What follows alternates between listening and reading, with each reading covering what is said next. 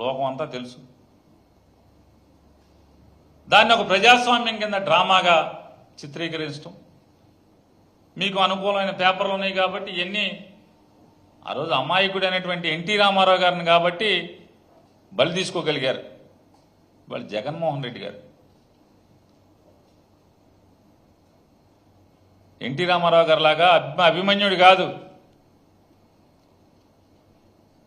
ఖచ్చితంగా అర్జున్ లాంటోడు జగన్మోహన్ రెడ్డి గారు. మీ డ్రామాలు, మీ కుట్రలు, వీటన్నిటిని కూడా చీల్చి చెండాడేటువంటి రాజకీయ మొనగాడు జగన్మోహన్ రెడ్డి. ఇవాళ డ్రామాలు ఇవాళ మాట్లాడుతున్నాడు కదా చంద్రబాబు నాయుడు గారు, అనంతపురం డ్రామాలని. డ్రామాలంటే అనంతపురం కాదు చంద్రబాబు నాయుడు గారు. చంద్రబాబు నాయుడు గారు జైల్లో ఉన్నప్పుడు చంద్రబాబుకి భద్రత, జైల్లో భద్రత ఏంటి నాకు అర్థం కాదు.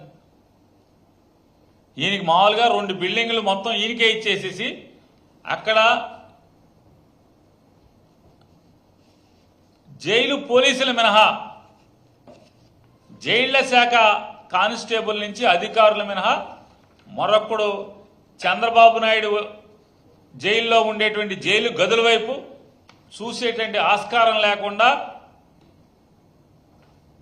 బందోబస్తు ఉంటే జైల్లో అంటే డీహైడ్రేషన్, అలర్జీ. ఈ డ్రామా ఎవరిది? అప్పుడు దాకా శుభ్రంగా ఉన్నాడు ఈయన, తిరుగుతున్నాడు. జైల్లోకి వెళ్ళిన తెల్లారి డీహైడ్రేషన్, అలర్జీ. జైల్లో చంద్రబాబు సత్యాగ్రహం.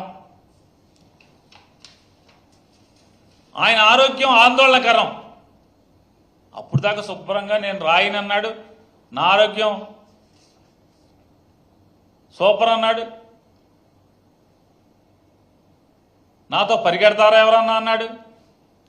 75 ఏళ్ళని మా వాళ్ళు అంటుంటే వైఎస్ఆర్ కాంగ్రెస్ పార్టీ వాళ్ళు నాకు 75 ఏళ్ళని నాతో పరుగు పందానికి రమ్మని స్టేట్మెంట్లు ఇచ్చాడు.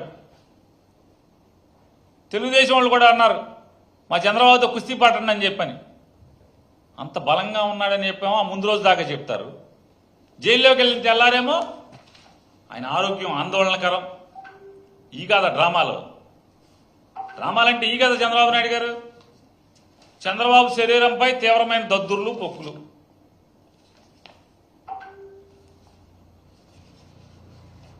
చంద్రబాబుకు ఆరోగ్య సమస్యలు తీవ్రం.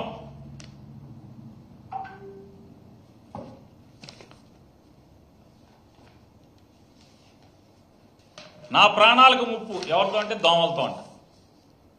దోమలు పంపించి జైల్లో కుట్టిచ్చేస్తారని చెప్పని కుట్టించి చంపించేస్తారు.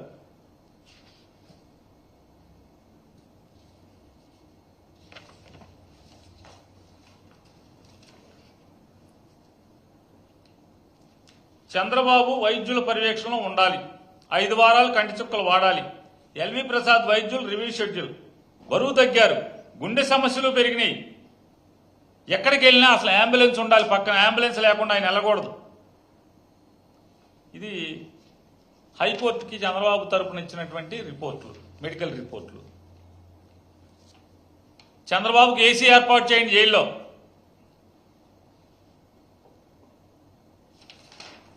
ఈ డ్రామాలంటే, ఈ నాటకాలంటే ఈ కదా. ఈ నాటకాల డ్రామాలను వదిలేసి, ఎందుకంటే అసలు రాజకీయాల్లో డ్రామాలు చేయాలన్నా, నాటకాలు ఆడాలన్నా ఒకరోజేమో కుడి చేయి సంచిలో పెట్టాలన్నా, ఇంకో రోజు ఎడం చేయి సంచిలో పెట్టాలన్నా.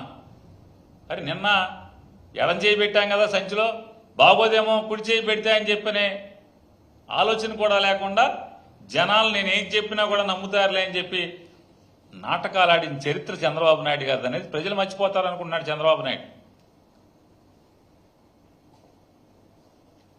హెలికాప్టర్ బద్దలైపోతే, అంటే ఆ విండ్ షీల్డ్ దానికి ఉన్నటువంటి అద్దం బద్దలైపోతే మరి పైలట్లు ఎట్లా వెళ్ళారు అని ఒక తెలివిగల మంత్రి గారు అడుగుతాడు. ఆ మంత్రి గారు అడుగుతారు తెలివిగా, హెలికాప్టర్ విండ్ షీల్డ్ బద్దలైంది అంటున్నారు, మరి పైలట్లు ఎట్లా వెళ్ళారు?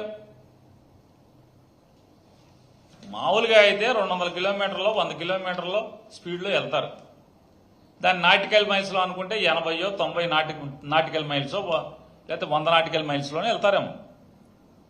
అంతే కదా, మరి వేగంగా వెళ్తుంది కదా. రిపేర్ ఉన్నప్పుడు ఏం చేస్తారు? తక్కువ ఎత్తులో వెళ్తారు, కిందకి వెళ్తారు. కారు ఏదైనా రిపేర్ వచ్చింది అనుకో ఏం చేస్తారు ఎవరన్నా?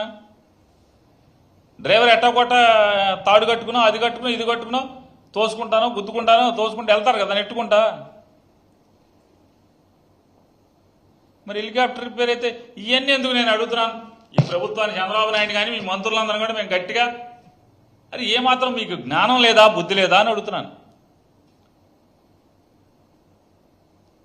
హెలికాప్టర్లు విమానాలు ఎవరి పర్యవేక్షణలో ఎవరి నేతృత్వంలో ఎవరి కంట్రోల్లో నడుస్తాయి? డీజీసీఏ అనే ఒక సంస్థ కేంద్ర ప్రభుత్వ సంస్థ ఉంది కదా, దానికి మంత్రి అవడం అంట మీ మంత్రే కదా, మీ తెలుగుదేశపోడే కదా మంత్రి. ఉంటాయి కదా దాంట్లో. హెలికాప్టర్కి నిజంగా అద్దం పగిలిందా పగలలేదా? జగన్మోహన్ రెడ్డి గారు రెండేపులా కిరాయి కట్టాడా కట్టలేదా? బేరం రెండేపులా మాట్లాడుకున్నారా లేదా? కిరాయి రాను పోను మాట్లాడుకున్నారా మాట్లాడుకోలేదా? ఇంకొక బహు తెలివి గల మంత్రి ఒక ఆయన అతను మాట్లాడతాడు. హెలికాప్టరు కాదు, మంత్రి గారు కాదు, మంత్రి సీఎం కూడా కాదు.